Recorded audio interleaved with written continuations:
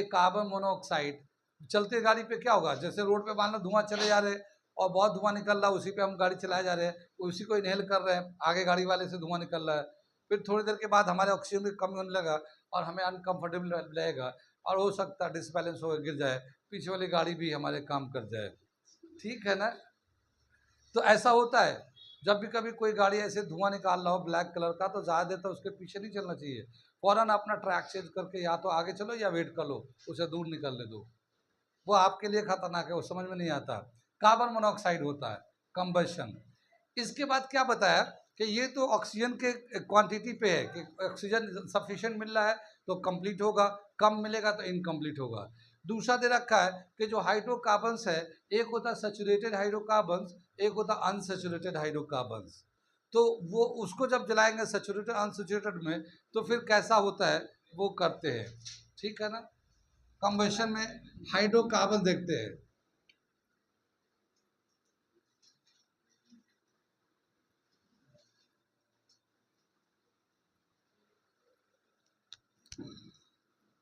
ठीक है। Alkane, alkane को क्या बोलते हैं, सैचुरेटेड हाइड्रोकार्बन्स। और दूसरा होता है alkyne and alkyne, alkyne alkyne, unsaturated hydrocarbon. ठीक है। सैचुरेटेड हाइड्रोकार्बन्स को अगर हम लोग जलाते हैं एयर के प्रेजेंस में तो ये कंप्लीट कंबशन करता है, कंप्लीट कंबशन करता है, और इसका जो फ्लेम होगा ब्लू फ्लेम होगा इसका, सैचुरेटेड में ब्लू फ्लेम। ठीक है। सैचुरेटेड में है, लेकिन इसमें क्या होगा, अनसैचुरेटेड में दो तरह का है, एक अल्कीन है, इसमें कार्बन कार्बन के बीच में डबल बॉन्ड होता है, और एक है अल्काइन, कार्बन कार्बन के बीच में ट्रिपल बॉन्ड होता है। ये दोनों ही इनकम्प्लीट कंबशन करते हैं, अनसैचुरेटेड हाइड्रोकार्बन्स इनकम्प्लीट कंबशन करते हैं। और जब ये इनकम्प्लीट कंबशन होता है तो इसमें जो फ्लेम अगर देखेंगे तो येलो होगा, ब्लैक होगा, जो स्मोक निकलेगा ब्लैक कलर का निकलेगा, ज़्यादातर जो स्मोक निकलेगा ब्लैक कलर का निकलेगा इसमें अनसैचुरेटेड में। और सैचुरेटेड को अगर जलाते हैं तो उसका कलर जो है फ्लेम का ब्लू कलर होगा। ठीक है। और अच्छा मतलब जो सच कंप्लीट जो कंबशन होता है उसमें हीट जो है ना, लाइट जो है ना ज़्यादा मिलता है, हीट लाइट की जो क्वांटिटी होता है वो ज़्यादा होता है। आगे चले हम लोग, ये दे रखा हमारा पहला एक कंपाउंड का, कार्बन कंपाउंड का केमिकल प्रॉपर्टीज कंबशन, जो जलाते हैं हम लोग। एक चीज और दे रखा है, जैसे जब हम लोग कार्बन कंपाउंड को, किसी को भी कार्बन कंपाउंड को जलाते हैं एयर के प्रेजेंस में, तो एयर का कौन सा पार्ट यूज होता है, ऑक्सीजन यूज होता है। जब बर्निंग के लिए, कंबशन के लिए क्या यूज होता है, ऑक्सीजन यूज होता है। मगर उसमें तो बहुत सारे दूसरे गैसेस भी होते हैं, जैसे कार्बन डाइऑक्साइड भी होता है, नाइट्रोजन भी होता है, और दूसरे गैसेस भी होते हैं बहुत सारे। अगर इंडस्ट्रियल एरिया है तो एयर में सल्फर भी होता है। ठीक है। तो क्या बताया कि बहुत सारे ऐसे जगह हैं जहाँ पे एयर के अंदर दूसरे गैसेस भी होते हैं, जैसे नाइट्रोजन है, सल्फर है। जब उस एयर के प्रेजेंस में किसी फ्यूल को, कार्बन को जलाएंगे, तो जब वो जल रहा होगा तो जो जल के फ्यूल जो है, जल के एयर के प्रेजेंस में जल के carbon dioxide, water, heat, light, ये तो देगा ही देगा, साथ ही जो एयर के अंदर नाइट्रोजन है, सल्फर है, इसका भी रिएक्शन होता है एयर के अंदर। जब होता है तो वो भी ऑक्सीजन से रिएक्ट करता है हाई टेम्परेचर पे। जब हीट मिलता है तो वो सल्फर नाइट्रोजन ऑक्सीजन के साथ रिएक्ट कर जाता है और वो बनाता है oxide of nitrogen and sulphur. कितनी बात सुन में, ये जो एयर का नाइट्रोजन होता है या सल्फर होते हैं, या बहुत सारे ऑर्गेनिक कंपाउंड भी हैं जिसमें अमाइन, अमाइन एक ग्रुप है, आपके कोर्स में नहीं है, अमाइन में अमोनिया होता, अमोनिया जो है ना NH3 होता है, नाइट्रोजन होता है। ठीक है। बहुत सारे कंपाउंड है जिसमें सल्फर भी होता है, कार्बन कंपाउंड में ही है, सल्फर भी होता है। तो हाइड्रोकार्बन में भी नाइट्रोजन भी होता है, सल्फर भी होता है, एटमॉस्फेयर में भी नाइट्रोजन सल्फर होते हैं। जब उसको रिएक्ट कराते हैं तो वो जो नाइट्रोजन है, सल्फर है, ऑक्सीजन से रिएक्ट करके nitrogen oxide of the nitrogen and sulphur बनते हैं। और ये जो oxide of nitrogen and sulphur है, ये पॉइजनियस है, ये एसिड रेन बनाते हैं। क्या बनाते हैं ये एसिड रेन बनाते हैं। ठीक है, एसिड रेन है ये पॉइजनियस गैस है, पॉइजनियस गैस है ये हमारे लंग्स के लिए बहुत सारे प्रॉब्लम क्रिएट करते हैं। ठीक है, तो क्या समझ में आया, जब कंबशन करते हैं तो ये जो नाइट्रोजन है, चाहे वो एटमॉस्फेयर में हो या कार्बन के कंपाउंड में हो, नाइट्रोजन का सल्फर का प्रोडक्ट जो होता है वो एटमॉस्फेयर को पोल्यूट करता है। एटमॉस्फेयर पोल्यूटेंट होते हैं, वो एसिड रेन बनाते हैं, वो हमारे लिए पॉइजनस गैस है। इनहेल करेंगे तो वो डेंजरस हो जाता है। जैसे दिल्ली विल्ली में सर्दी के दिन में पता है क्या होता है, सर्दी जब आते हैं ना तो फॉग लगने लगता है। अब बोलते हैं कि जो है ना एयर की जो क्वालिटी है बहुत ही ज़्यादा ख़राब हो गया। क्या ख़राब हो गया एयर की क्वालिटी? इसी तरह के जो डस्ट पार्टिकल थे, गर्मी में तो उड़ते रहते हैं, गर्मी होता है ना तो हाई टेम्परेचर बहुत दूर दूर तक रखते हैं, लेकिन जब सर्दी आते हैं तो उन्हें गर्मी कम होती है तो वो जो पार्टिकल है एयर के अंदर कंडेंस्ड होने लगते हैं और बिल्कुल सरफेस पे आ जाते हैं, अर्थ से थोड़े से हाइट पे आ जाते हैं। फिर वो जो है ना वाटर जो शबनम गिरते हैं, जो वाटर ड्रॉपलेट्स होता है उनको वो एब्जॉर्ब करने लगते हैं और वाटर ड्रॉपलेट्स बनाने लगते हैं। फिर जो एयर है जिसमें से हम लोग ऑक्सीजन लेते हैं, वो एयर आसानी से अर्थ पे आता नहीं है, क्योंकि एयर जो है ना ऊपर ही उठने लगता है और ये जो एक क्लाउड टाइप का बना लेता है अर्थ के सरफेस पे, क्लाउड टाइप का बना लेता है और एयर ऊपर आने लगता है, नीचे जो एयर कम हो जाता है और पूरा एक तरह का कवरेज हो जाता है डस्ट पार्टिकल का। इस तरह के जो पार्टिकल होते हैं सल्फर के, नाइट्रोजन से। फिर जो लोग दौड़ रहे हैं या चल रहे हैं, वो सांस लेने के लिए एयर चाहिए, एयर मिलेगा ही नहीं तो सांस की प्रॉब्लम क्रिएट होने लगता है, लंग्स का प्रॉब्लम आने लगता है। बड़े बड़े शहरों में अक्टूबर नवंबर में देखना न्यूज़ पे आते रहता है एयर के कितनी कंडीशन खराब है। ठीक है, उनका एक नापने का तरीका है, तो वो दिखाते हैं 230 चल रहा है, 240 चल रहा है, यहाँ पे एक क्वांटिटी होता है उसी से नाप के बताते हैं। कितनी बात सही कंबशन में, कंबशन के बहुत सारे एग्जाम्पल है, हमारे कोर्स के हिसाब से ये तय दे रखा है। एक कंप्लीट इनकम्प्लीट कंबशन, दूसरा अल्केन और अल्काइन यानी कि सैचुरेटेड अनसैचुरेटेड का रिएक्शन। तो अल्केन का अगर करते हैं तो इस तरह से देता है और अनसैचुरेटेड करते हैं तो इस तरह का रिएक्शन बनता है। आगे चलते हैं, क्या दे रखा है, ये जितने भी हाइड्रोकार्बन्स हैं इनको हम लोग कहते हैं फॉसिल फ्यूल। क्या बोलते हैं हम लोग? Fossil fuel. ये कहाँ से निकलते हैं? जमीन से निकलते हैं। फॉसिल फ्यूल जैसे कोल है, पेट्रोल है, पेट्रोलियम है, ये तो है ना कागज के कंपाउंड। कितनी बात समझ में? और ये कोल पेट्रोल जो है बहुत ही मेजर हाइड्रोकार्बन्स है। कितनी बात समझ में? जितने भी कार्बन के प्रोडक्ट हैं वो ज़्यादातर या तो पेट्रोल से बन रहे हैं, पेट्रोल जो पेट्रोलियम निकलता है ना, जैसे गल्फ कंट्रीज में पेट्रोलियम निकलता है, फिर उसका फिल्टर करते हैं हम लोग। कौन से प्रोसेस से सेपरेट करते हैं उसके कंपोनेंट को पता है? फ्रैक्शनल डिस्टिलेशन, भूल गए? Distillation, fractional distillation, centrifugation, evaporation, chromatography. ठीक है, सब भूल गए, ये सब कई सारे मेथड हमने बताया था, याद करके रख लेना, कुछ भी पूछ सकता है। तो क्या बताते हैं कि जो पेट्रोलियम होता है जो निकलता है उसको हम लोग फिल्टर अलग अलग कंपोनेंट को सेपरेट करते हैं फ्रैक्शनल डिस्टिलेशन से। अब वही हमारे मार्केट में यूज है, कोई ऑयल के फॉर्म में पेट्रोल है, गाड़ियों में चल रहे हैं, जितने व्हीकल है उसमें पेट्रोल चलता है, ट्रक में डीजल चलता है, डीजल भी वही है, हाइड्रोकार्बन से है। ठीक है, घरों में केरोसिन ऑयल जलाते हैं, मिट्टी का तेल जलाते हैं, वो भी पेट्रोल का ही प्रोडक्ट है। ठीक है ना, जितने भी क्रीम लगाते हैं हम लोग सब पेट्रोल का प्रोडक्ट है। ग्रीस है, गाड़ियों में ऑयलिंग के लिए लगाते हैं, ग्रीसिंग करते हैं, वो सब पेट्रोलियम का प्रोडक्ट है। तो ये जितने भी हम लोग इस तरह की चीज़ें यूज करते हैं सब पेट्रोलियम का प्रोडक्ट है। तो कोल एंड पेट्रोल कहाँ से आता है? जमीन की खुदाई से आता है, कुछ जगहों मिलते हैं। बताते हैं कि ये कोल पेट्रोल बना कैसे कोल एंड पेट्रोल। ठीक है, बताते हैं कि जब हम लोग अर्थ पे आदमी नहीं थे तो कुछ और रहे होंगे, वो जब नहीं थे तो कुछ और रहे होंगे, वो जब नहीं थे तो कुछ और रहे होंगे। और जब कुछ नहीं था तो खुदा था। जब कुछ नहीं था तो सुना तो होगा, न था कुछ तो खुदा था, ना होता कुछ तो खुदा होता। और डुबोया हमके होने ने, ना होता मैं तो क्या होता। डुबोया हमको होने ने, ना होता मैं तो क्या होता। किसका शेर? गालिब का शेर। ठीक है, न था कुछ तो खुदा था, ना होता कुछ तो खुदा होता। डुबोया हमको होने ने, ना होता मैं तो क्या होता।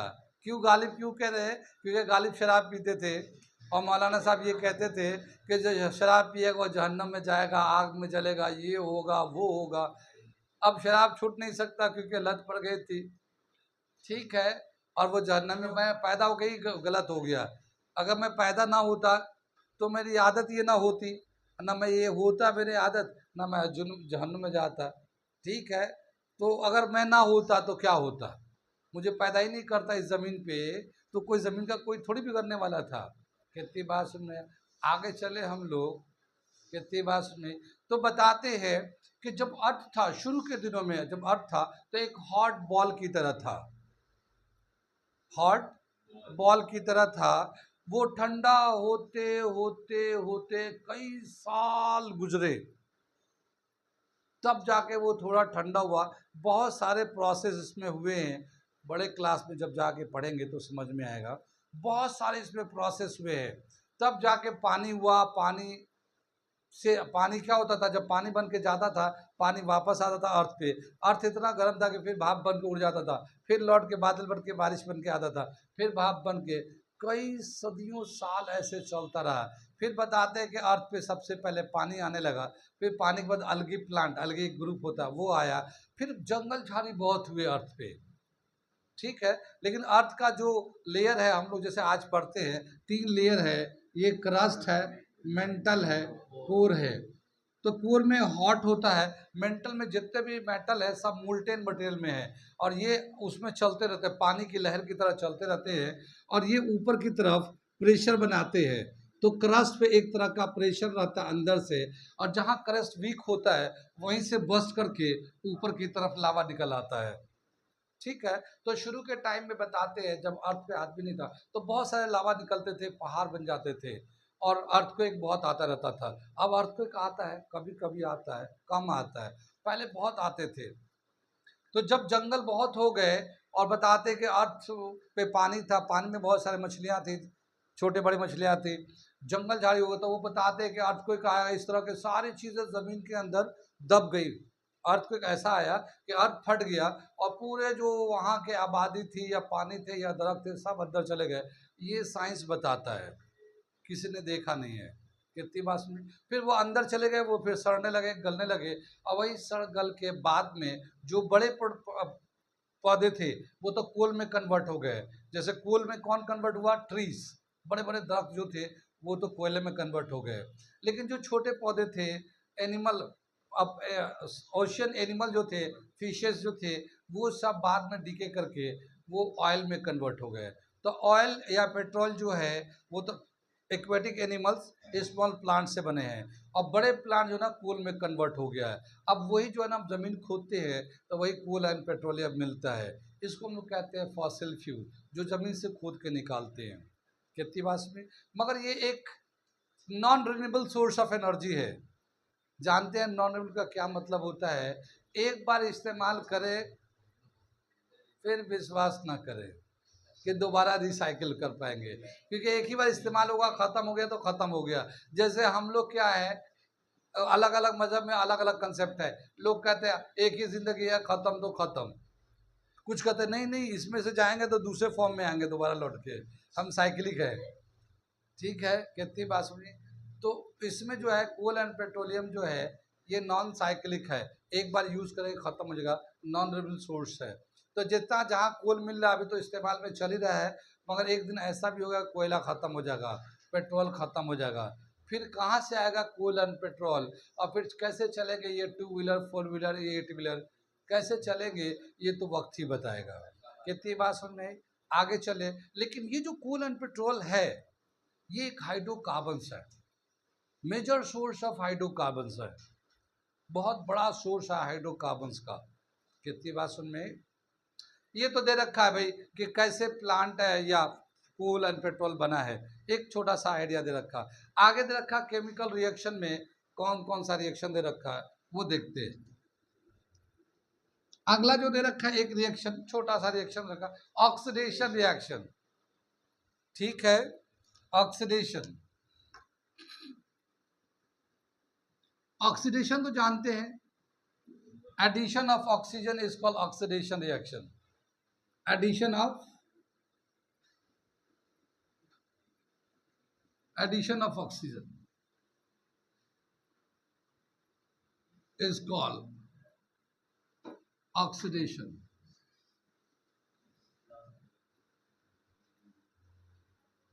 कितनी बात सुन में? यहाँ पे एक रिएक्शन रखा, जैसे अल्कोहल को अगर हम लोग ऑक्सीडाइज करते हैं, यानी एयर के प्रेजेंस में या ऑक्सीजन के प्रेजेंस में रिएक्ट कराते हैं, तो वो एसिड में कन्वर्ट हो जाता है। अल्कोहल को ऑक्सीडाइज कराएंगे तो ये जो है ना एसिड बन जाता है, एसिड बन जाता है। जैसे यहाँ पे दे रखा इथेनॉल, CH3CO CH2OH, इथेनॉल है ये। इथेनॉल को ऑक्सीडेशन का आता है, ऑक्सीजन से ऐड करते हैं, मगर इसको ऑक्सीडेशन कराने के लिए ऑक्सीडाइजिंग एजेंट की ज़रूरत होती है, उसके बिना वो नहीं करता। बहुत दफ़ा ऐसा होता है, अभी हम बताएंगे। ठीक है, तो ऑक्सीडाइजिंग एजेंट यूज करते हैं हम लोग को। एक दे रखा alkaline, alkaline KMnO4, potassium permanganate, इसको बोलते हैं अल्कलाइन KMnO4, पोटेशियम परमैंगनेट। ये एक ऑक्सीडाइजिंग एजेंट के तौर पे काम करता है। या फिर एक दूसरा दे रखा है एसिडिफाइड,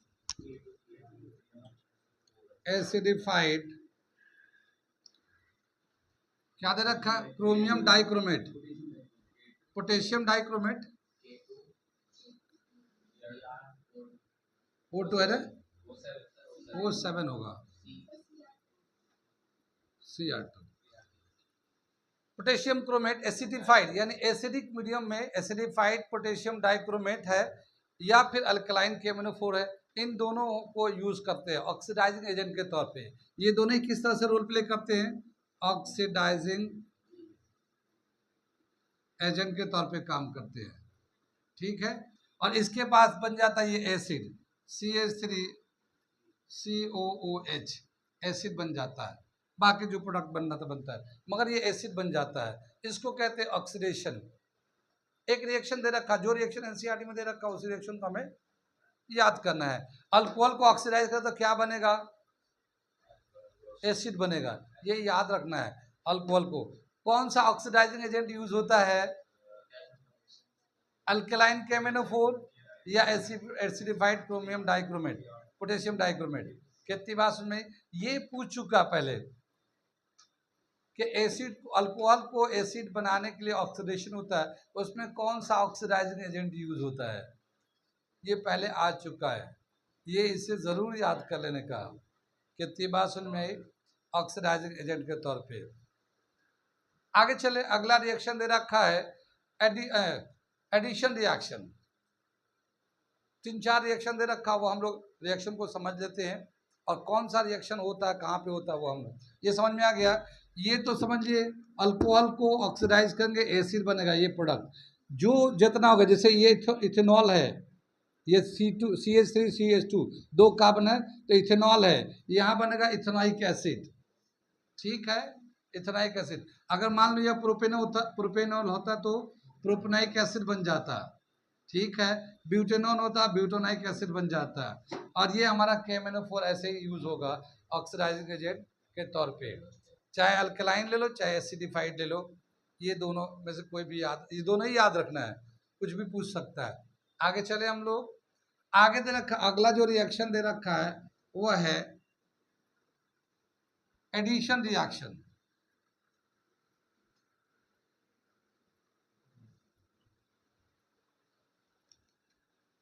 तीसरा रिएक्शन हम लोग करने जा रहे हैं, और ये है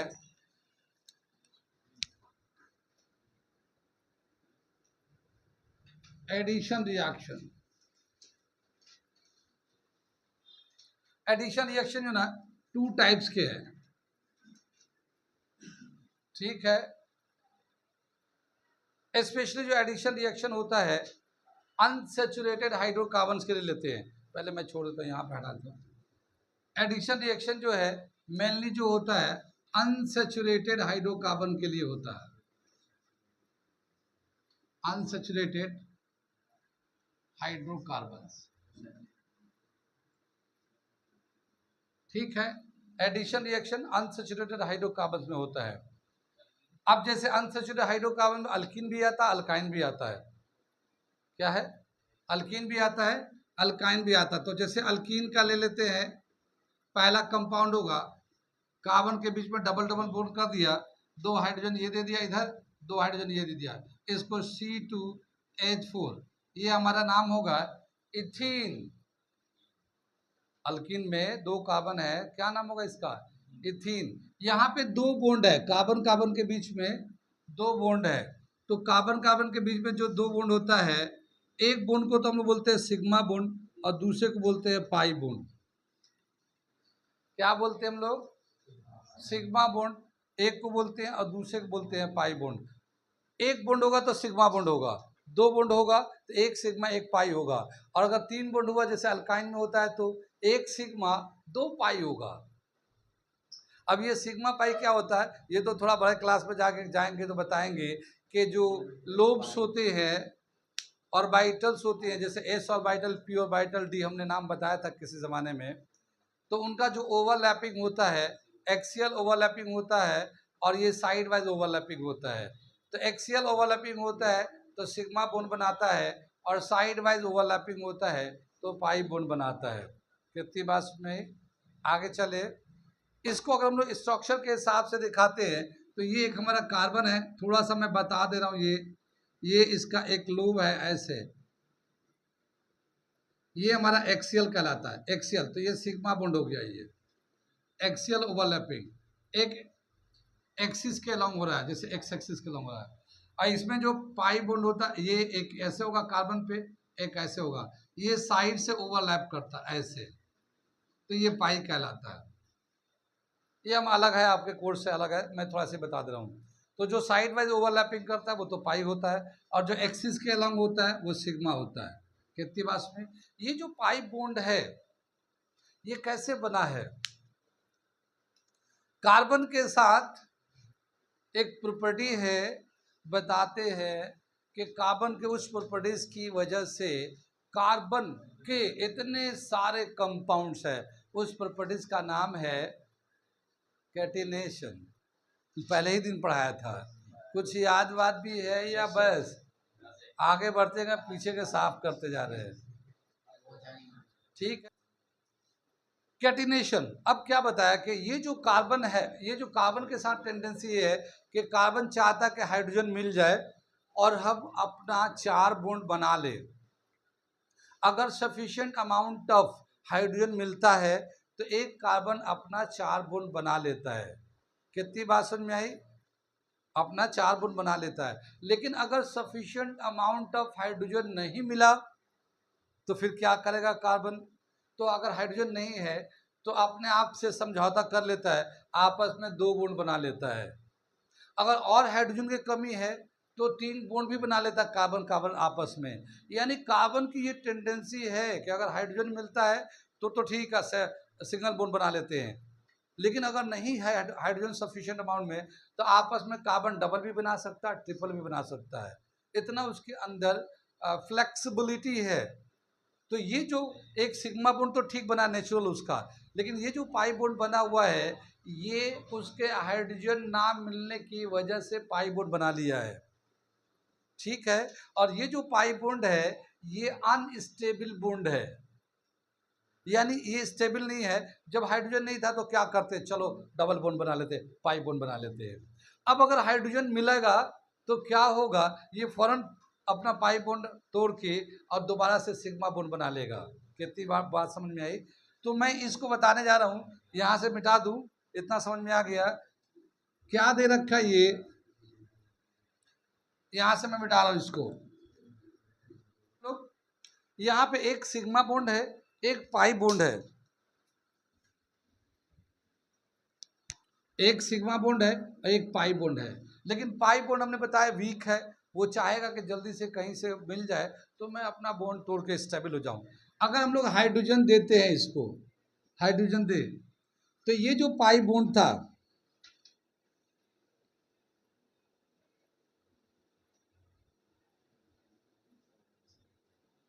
ये जो पाई बॉन्ड था ये टूट जाएगा, और ये जो हाइड्रोजन है ये टूटते ही ये, इसके पास दो हाइड्रोजन पहले ही से था, इसके पास दो हाइड्रोजन पहले ही से था, एक सिग्मा बॉन्ड था, ये सिग्मा बॉन्ड, और ये जैसे पाई बॉन्ड टूटेगा, ठीक है, ये दो हाइड्रोजन, एक हाइड्रोजन तो इसके पास आ जाएगा, एक हाइड्रोजन, और एक हाइड्रोजन इसके पास चला जाएगा। अब दो तो पहले से था ही था, तो ये CH3 हो जाएगा और ये CH3 हो जाएगा, और ये हो जाएगा इथेन। ये था इथीन, तो पाई बॉन्ड टूट गया, और टूटने के बाद वहां पे हाइड्रोजन आके जुड़ गया और ये हो गया इथेन। इसको कहते हैं एडिशन रिएक्शन, वो आके ऐड हो गया, पाई को तोड़ के दो हाइड्रोजन आके अपना सिग्मा बॉन्ड बना लिया, ठीक है, इसे कहते हैं एडिशन रिएक्शन। जितने भी अनसैचुरेट हाइड्रोकार्बन्स हैं, अनसैचुरेट का मतलब ये हो कि उसके अंदर पाई बॉन्ड है, और वो जो पाई बॉन्ड है वो टूट के चाहेंगे कि हम सिग्मा बॉन्ड बना लें, तो वो एडिशन रिएक्शन करते हैं। कितनी बात में, जैसे मान लो यहाँ पे हम लोगों ने ये ले लिया, कितनी बात समझ में आई, ठीक है, ये क्या नाम है इसका, प्रोपीन। 3 कार्बन है, एक डबल बॉन्ड है, 1 और 2 नंबर में हम लोग रिएक्ट कराते हैं HCl से, HCl से रिएक्ट कराते हैं, तो ये जो रिएक्शन होगा, इसका एक पाई बॉन्ड जो ना वो वीक है, तो वो रिएक्ट करना चाहेगा, तो क्या होगा, इसका एक पाई बॉन्ड टूटेगा और ये प्रोडक्ट देगा, CH3 तो था ही था, ये CH, इसके पास एक हाइड्रोजन था, इसके पास 2 हाइड्रोजन है, तो यहाँ पे आ जाएगा क्लोरीन, और यहाँ पे 3 हाइड्रोजन हो गया, 2 हाइड्रोजन पहले से था और एक ये वाला हाइड्रोजन आके इस पे लग जाएगा, 3 हो जाएगा, और इसके पास जो एक हाइड्रोजन था क्लोरीन आके इस पे लग जाएगा। कितनी बात सुन में आई, और इसका नाम हो जाएगा 2 क्लोरोप्रोपेन, 2 क्लोरोप्रोपेन, ये स्ट्रक्चर हो गया। ये रिएक्शन क्यों कर रहा है ये, क्योंकि इसका पाई बॉन्ड जो है ना वो बहुत रिएक्टिव होता है, पाई बॉन्ड जो ना रिएक्टिव होता है, वो टूट के फॉरन स्टेबल बनना चाहता है, उसके टेंडेंसी होती है, इसलिए रिएक्ट करता है, ठीक है, और चूंकि ये टूटा वो जाके आके ऐड हो जाते हैं, तो ये एडिशन रिएक्शन कहलाता है। जितने भी अनसैचुरेटेड हाइड्रोकार्बन्स हैं सभी एडिशन रिएक्शन करते हैं, क्या, सभी एडिशन रिएक्शन करते हैं। ऑल लिखता हूं मैं, all unsaturated hydrocarbons undergo addition reaction, सभी जो है ना एडिशन रिएक्शन करते हैं, जितने भी अनसैचुरेटेड हाइड्रोकार्बन्स है। ये तो हमने डबल बॉन्ड के लिए किया, ट्रिपल बॉन्ड में देखते हैं, ट्रिपल बॉन्ड में देखते हैं क्या होता है। ये यहां से ये मिटा दे रहे हैं,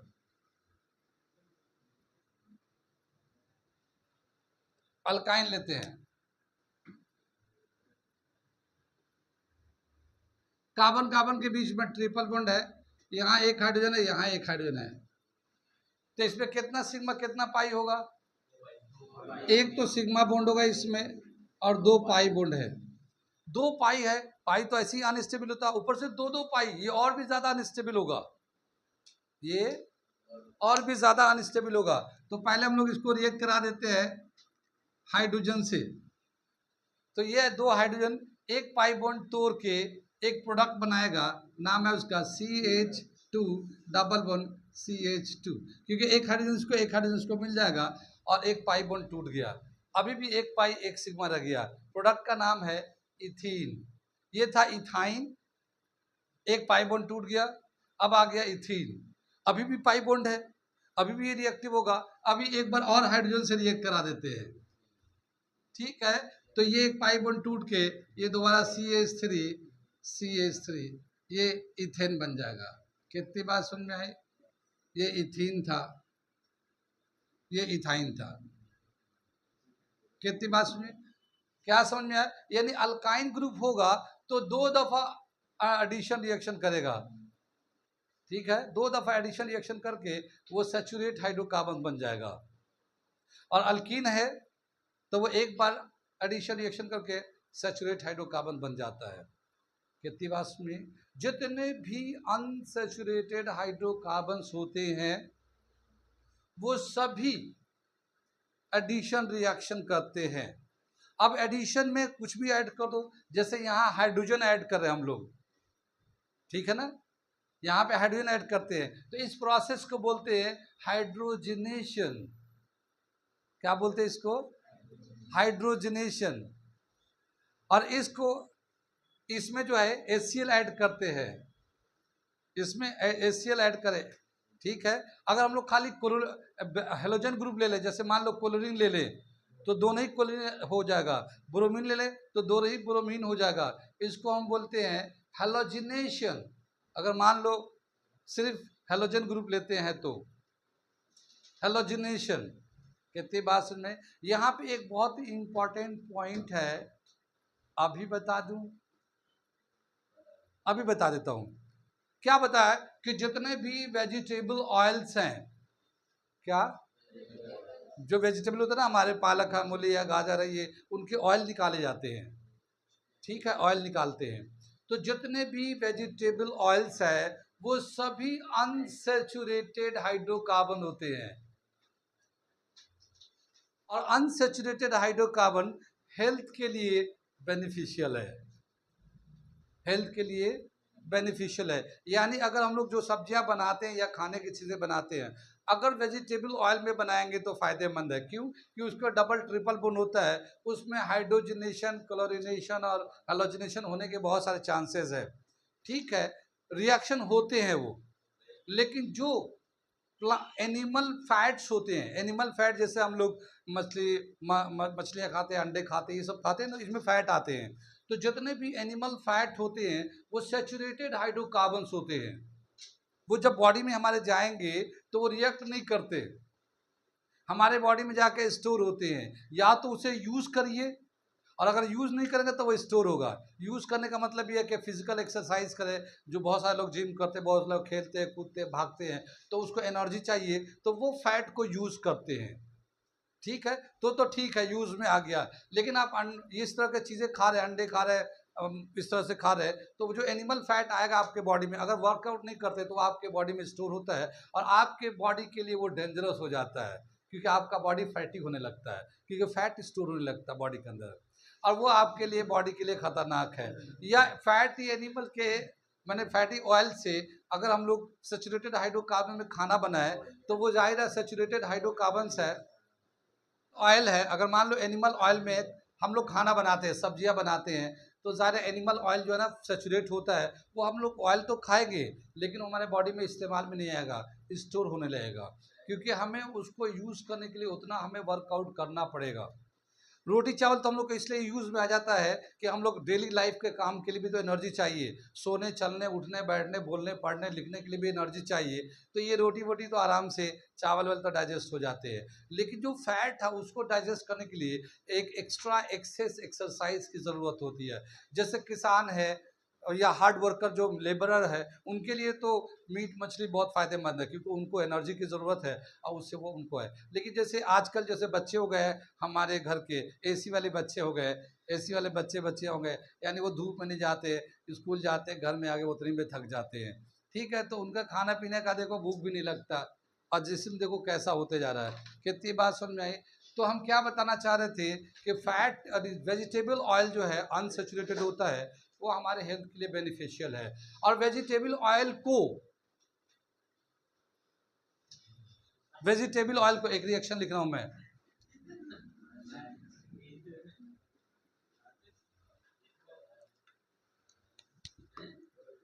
वेजिटेबल ऑयल को हाइड्रोजनेशन कराते हैं, एन हाइड्रोजन मॉलिक्यूल से रिएक्ट करा देंगे, हाइड्रोजनेशन कराते हैं और ये जो है घी बन जाता है। नाम है इसका वनस्पति घी।